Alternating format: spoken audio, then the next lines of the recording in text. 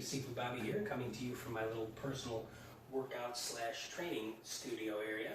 And what I wanted to do is start to kind of dive deeper into a little more detail of things that I think need to be discussed in order to make one's Wing Chun more effective and more practical and more functional, which is really the whole point behind my blog, my website, everything that I do in my personal training and in the training of others that I teach is geared towards making mine and their Wing Chun functional, practical, and effective. So what I thought I'd do is start to kind of pick little things out that I think don't get enough focus in daily training, because some people might kind of go through the motions at the expense of a greater lesson. And the one I wanted to talk about today was, and I have a personal reason why, is something that every Wing Chun person does when they're training. And that is the Hyun Sao from your punch. Here, Ta, Hyun Sao, and back.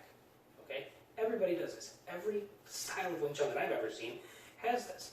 But how many people really pay attention to the Hyun Sao, to the circle? Okay? Or is it something that, be honest, is it something that you just kind of do it to get through the form to something else, right? I'm guilty of it. I have been in the past. And don't tell me you're not, because I know you are. At some point, we've all been guilty of just kind of ho-humming, getting through it to go to the next thing. Here's why I really started to focus on this. I had slipped and braced myself with my arm, and I jammed up my wrist. And I realized that, wow, had I not been so ingrained with this Hyun Sao motion, things could have gone a lot worse, okay? As a matter of fact, many years ago, when I worked at a park district, there was a group of Korean ladies. There was 3 of them. They were all named Lee. None of them were related. And one of them would always rotate her wrists and her ankles. And I asked her about it, and she said, if you do nothing else in the day, rotate your ankles and your wrists both ways. Okay, and it made sense to me. And I heard somewhere else, I can't remember who, so I don't want to, I'm not plagiarizing anything, but I cannot remember who said this, but it made perfect sense. The ankles and the wrists are your gateway to the rest of your body. If you think about it, you can hurt your arm and still kind of function.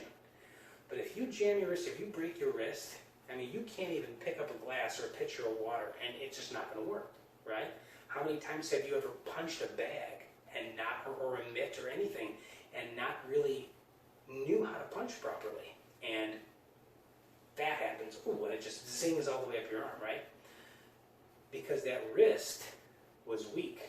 And there's a lot of ways to strengthen this, but one thing I've noticed is that in the course of my training, whenever I've made a concerted effort to focus on the Hyun Sao circle, you might feel some popping and cracking at first, but I'm telling you, this will really ramp up your punching power, because it'll be more loose and limber, but also the tendons will be much stronger. So try this the next time you're training, okay? Just like normal. And I'm going to get into this later because this is important as well. Punch, Tom, Hyun Sao, circle the arm, and then pull back. Punch, Tom. Really focus on that Hyun Sao, and then pull back. Punch, Tom, Hyun Sao, then pull back. Punch, Tom, Hyun Sao, and then pull back. Okay? So the next time you train your forms, any form, no matter what they are, really focus on that Hyun Sao circle. I was watching Wang Shenlong, my Qigong, doing the video, and I noticed that every time he punched in any form, he would be here, he would punch, tongue, and it would almost be like a slow motion Hyun Sao, and then he would come back.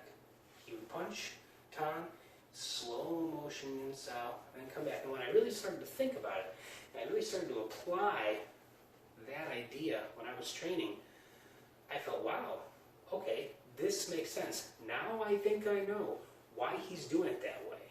So give that a whirl. And as always, if you have any questions, feel free to shoot them my way. If you have anything you want me to talk about or clarify or whatever, just email me, drop me a line, let me know, and I'll see you on the next video.